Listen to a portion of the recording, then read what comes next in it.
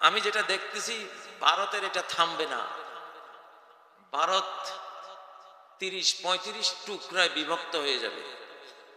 সেখানে হয়তো 2-4 টুকরা মুসলমানরা দখল করবে এবং সেটার জন্য মোদি সাহেব দায়ী, মুসলমান দায়ী না। 47 আবার আসতেছে। 47-এ একবার ভারত ভাঙছে, ভেঙ্গে আমরা আলাদা হয়ে গেছি। 47 আবার আসতেছে। আর আমি কোনো কথা আন্দাজে বলি না, আমি বিশ্ব ঘটনাপঞ্জির দিকে এই চোখ দিয়েও তাকাই, আবার কোরআনের চোখ, হাদিসের চোখ দিয়েও তাকাই। দুইটা দিয়ে তাকাই, একটা রায় দিয়ে, আন্দাজে দেই না। আমার মুখ থেকে কোনো একটা কথা শুনলে এইটাকে অন্তত কয়েক ডজন বার আপনি নিজে গবেষণা করলে এটার মূল ক্লুটা বের করতে পারবেন যে উনি বলছেন নিশ্চয়ই এখানে একটা ক্লু আছে। আমি আন্দাজে কথা বলি না, সস্তা বক্তব্য দেই না। বিশ্ব ঘটনাপঞ্জিকে চোখের সামনে নিয়ে এটাকে কোরআনে প্রয়োগ করি, হাদিসে প্রয়োগ করি। এই দুইটা কি বলে?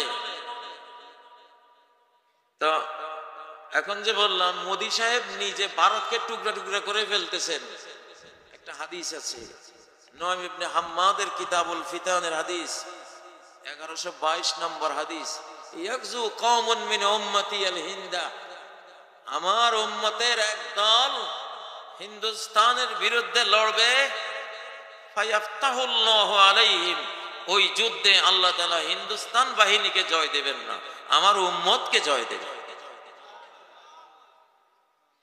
ফায়াতুনা বিমুলুকিল হিন্দ মুগাল্লালিন, ওরা ভারতের অনেক রাজা বাদশাকে লোহার জিঞ্জির শিকল দিয়া গলায় হাতে পায়ে বেঁধে পোলটা করে নিয়ে আসবে। বেমুলুকিল হিন্দে, হিন্দের অনেক রাজা বাদশাকে।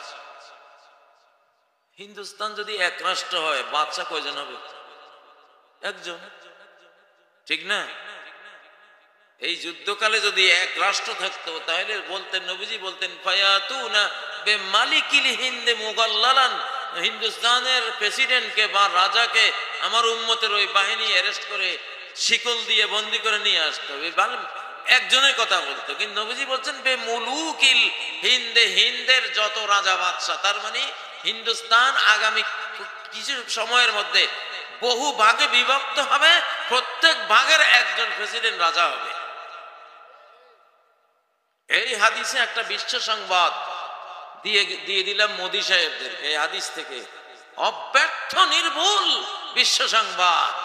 পৃথিবী গারদ হয়ে যেতে পারে, নবীজির কোন ভবিষ্যৎবাণী ভুল হতে পারে না, হবে না। ফায়াতুনা বিমুলুকিল হিন্দ মুগাল্লালিন, হিন্দের মুলুক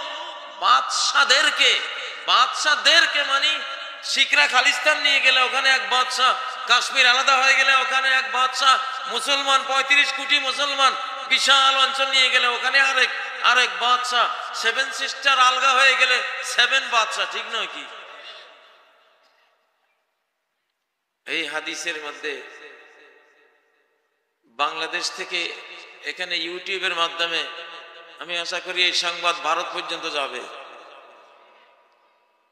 বেমুলুকিল হিন্দে, তারা চিন্তা করুক তারা নিজ হাতে কোন দিকে ভারতকে ঠেলে দিচ্ছে।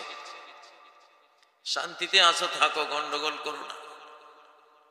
মুসলমানের সাথে লেগে মুসলমানের ঈমান যেদিন জেগে উঠবে, মহাবিশ্বের কারো ক্ষমতা নাই মুসলিম উম্মার সামনে টিকে যায়।